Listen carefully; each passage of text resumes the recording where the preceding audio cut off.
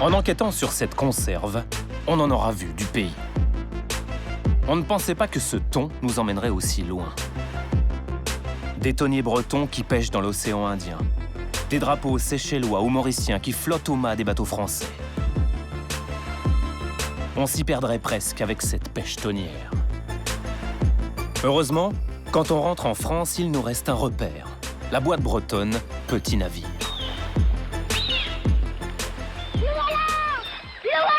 Quand Petit Navire rentre au port, tout le monde accourt car avec lui. Sauf que Petit Navire est devenu thaïlandais.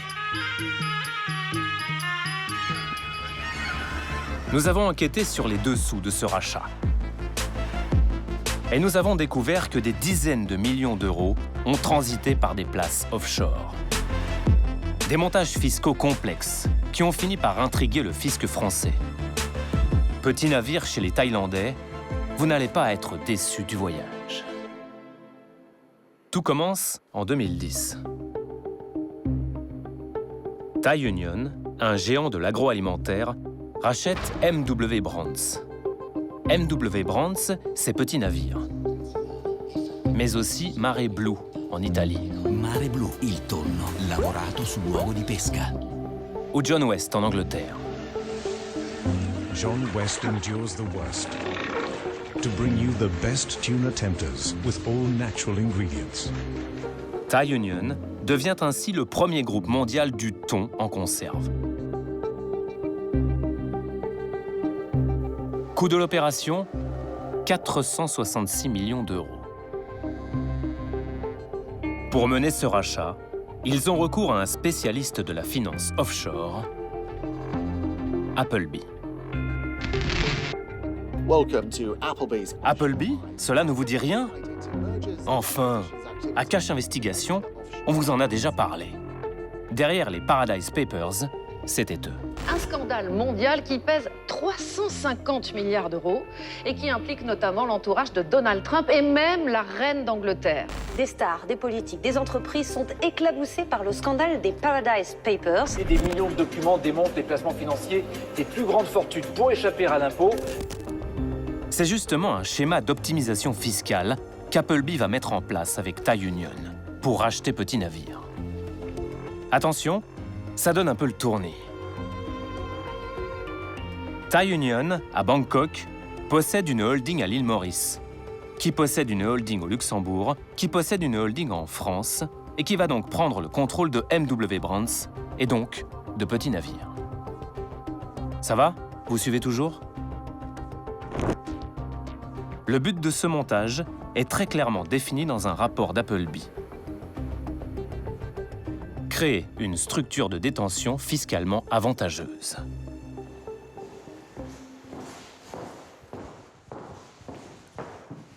Pour nous aider à décrypter ces documents et ces schémas fiscaux, nous faisons appel à Pascal Saint-Amand. C'est le monsieur fiscalité de l'OCDE, un fin limier de l'optimisation fiscale. Quand vous voyez cette structure-là, qu'est-ce que ça vous inspire? Si je suis inspecteur des impôts, je regarde ça, évidemment, je commence à frétiller en me disant « Tiens, il va se passer quelque chose qui va m'intéresser ». Alors le Luxembourg, c'est souvent une place d'investissement en Europe parce qu'il y a des régimes fiscaux plutôt favorables et ça permet de bénéficier de tous les avantages d'être dans l'Union européenne. L'île Maurice, c'est très souvent une place utilisée pour mettre des profits alors qu'il n'y a pas beaucoup d'activités sans qu'ils soient taxés nulle part. Sur ces relevés bancaires de la holding mauricienne, des dizaines de millions d'euros vont transiter. Cet argent, ce sont des prêts destinés au rachat de MW Brands, donc de Petit Navire. Voici le circuit. Bangkok prête de l'argent à la holding mauricienne, qui va prêter de l'argent à la holding luxembourgeoise, qui va prêter à MW Brands en France. Et lorsque MW Brands rembourse les intérêts de l'emprunt, ces intérêts vont passer par le Luxembourg, puis par Maurice, pour enfin atterrir à Bangkok. Ok, mais quel est l'intérêt? Vous pouvez, en vous prêtant de l'argent en quelque sorte à vous-même, c'est le même groupe économique, même si ce sont deux sociétés différentes, même groupe économique, même propriétaire, en vous prêtant de l'argent à vous-même, vous pouvez réduire les impôts là, ne pas les augmenter ici. Reprenons tout ça. Les holdings luxembourgeoises ou mauriciennes font un prêt à M.W. Brands. En retour, M.W. Brands verse des intérêts de l'emprunt. Ces intérêts sont déduits des bénéfices français. C'est une très bonne manière de réduire ses impôts en France. Et là, on voit qu'on a une sorte de route juridique qui va sans doute permettre de réduire fortement la fiscalité qui aurait été due si on avait fait une transaction entre la Thaïlande et la France.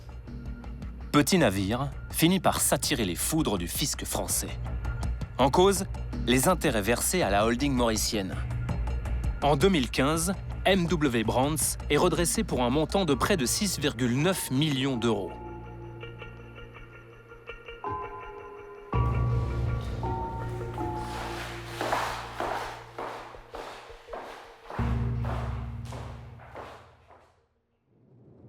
On repart sous les tropiques, à l'île Maurice, pour tenter d'interroger un dirigeant d'Appleby.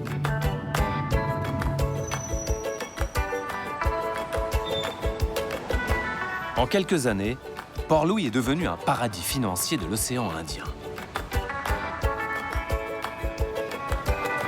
20 000 sociétés offshore y ont élu domicile.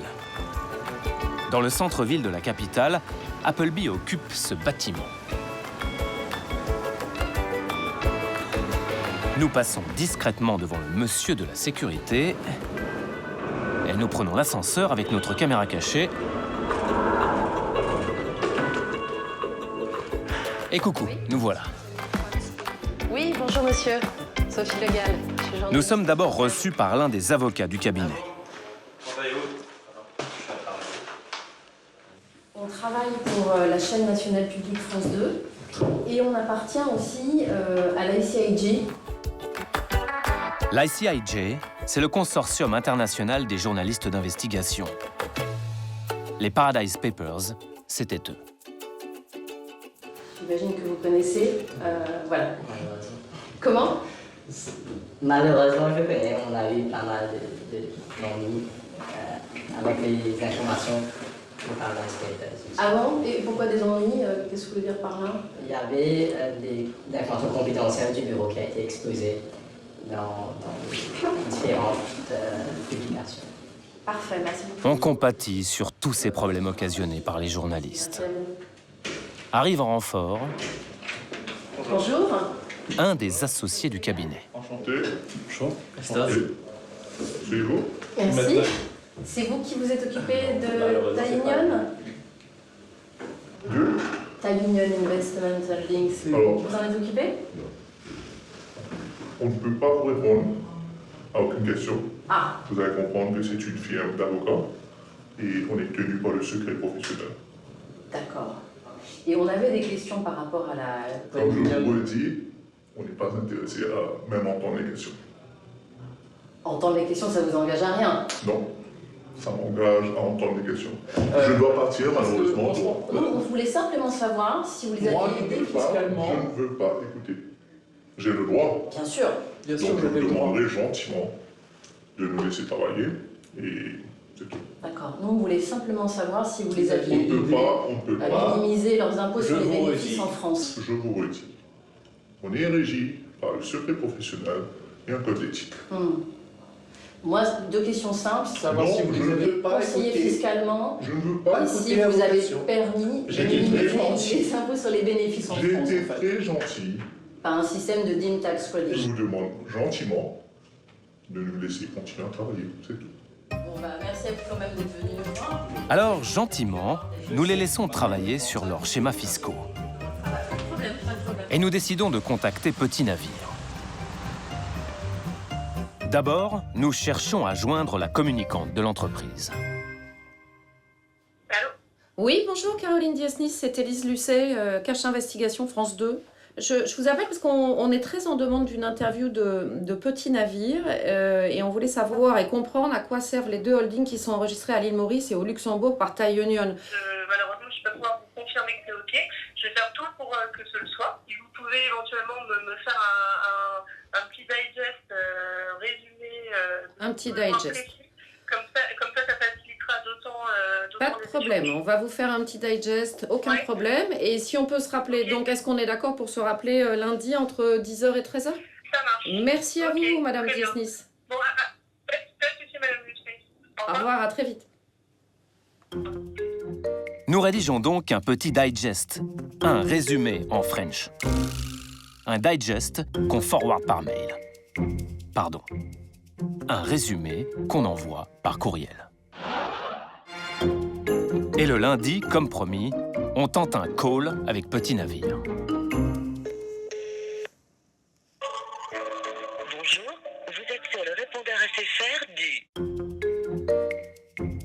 La responsable de la communication a mis les voiles. Ah oui, c'est vrai, le slogan de Petit Navire, c'est le bon goût du large. Nous finirons par recevoir par courriel cette réponse. La holding mauricienne Thai Union Investment Holding n'a plus d'activité depuis le mois de décembre 2016. Et concernant le redressement du fisc français, le groupe Thai Union conteste vigoureusement cette interprétation de l'administration fiscale française et a porté ce litige devant les juridictions compétentes. La procédure est en cours. Bah oui, forcément, c'est le fisc qui s'est trompé.